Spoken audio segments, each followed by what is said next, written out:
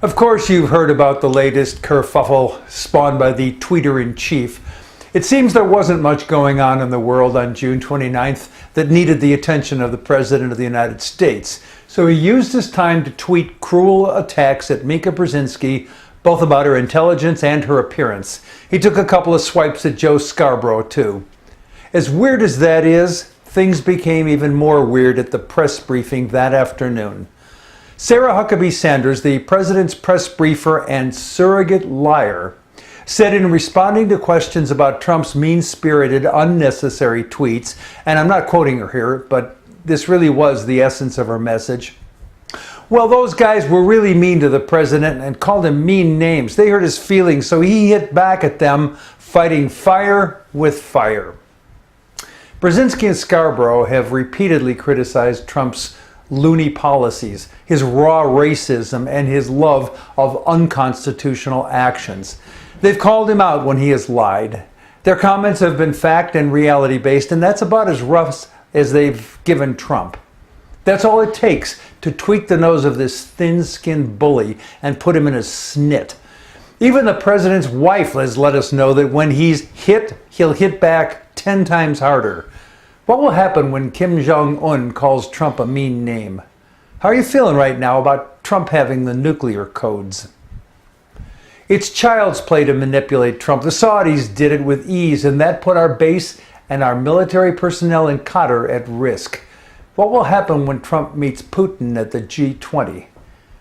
Back to Sanders speaking for the president. She said, and I'm just paraphrasing here to accurately give you the deep philosophy of this entire administration. Everyone at the White House is a victim of some sort of unfair treatment. And aren't all those press people so dishonest and unfair when they outline what we've said and done? Just look at what they've done to us, and they're just meanies, and it's all their fault, so they deserve for us to say mean things about them. Look up victim mentality anywhere and you'll see a detailing of the Trump administration and its pathological whining and victimhood. It's always about somebody else being a bad guy to them. Perhaps you were hoping for something more adult than "look what they're doing to me" to be coming from 1600 Pennsylvania Avenue.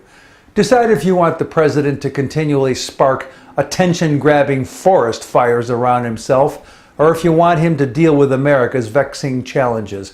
We don't have the bandwidth for both. Getting back to my labeling of Sanders as the president's surrogate liar, and to illustrate the point, in that same press briefing, Sanders asserted that the president has never called for violence. And that's true as long as you ignore all the times during the campaign when he brayed from the podium, calling for violence against protesters and members of the press. Sanders is either ignorant and maybe stupid, and I don't believe either of those is accurate, or she's lying just like her boss does.